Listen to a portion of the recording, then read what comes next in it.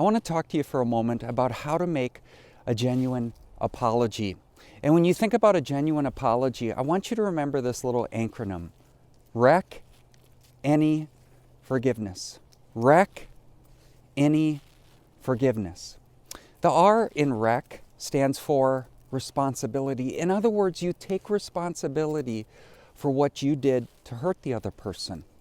You say, I'm responsible for not listening to you. I'm responsible for treating you bad. Now, the opposite of this is blaming. Well, it's not really my fault. It's your fault. It's also getting defensive, and defensiveness is really just shifting blame. Now, something you want to avoid doing is saying, I'm really sorry, but.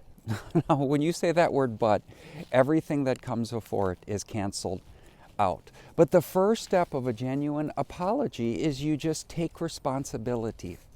REC. Now, the E stands for empathy. Now, empathy is when you put yourself in the shoes of the other person. You try to feel what it would be like to have been treated that way. You show them empathy. Now, the C stands for a commitment to change. In other words, I am committed to change. I've got a plan. This is how I'm going to make sure that I don't do it again. Now, the any stands for, after you've done those things, you then say, is there anything else? Now, during this time, again, don't get defensive. Don't start blaming. You're just there to really show empathy and listen. And then finally, the forgive part is you say, will you forgive me? All right? REC, any, forgiveness. So let me give you an example. Let's say that you forgot your partner's anniversary, right? I take responsibility for forgetting our anniversary. If I was in your shoes, I would probably feel unimportant. Now, I am committed to making sure this never happens again. In fact, what I'm going to do is I'm going to put a reminder on my phone to remind me every year of our anniversary so this doesn't happen again. Is there anything else? Then you just listen and show empathy. And then you ask the big question, will you forgive me?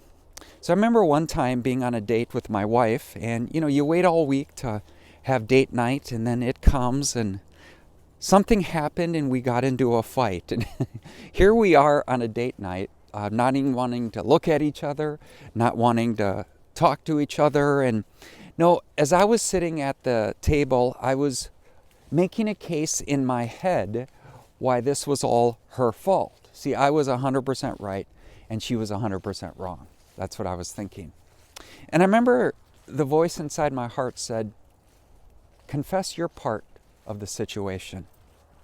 So that's what I did, is I confessed my contribution to the conflict. And then an amazing thing happened. She confessed hers.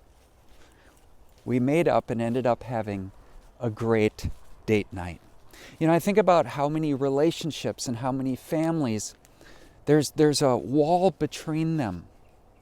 And do you know what? God will often just use a genuine apology to break down that wall. You say, well, I'm going to wait for the other person to go first. Well, as it's been said, the mature one goes first. Well, thanks so much for joining me today. I pray that you will love God and love your neighbor as yourself.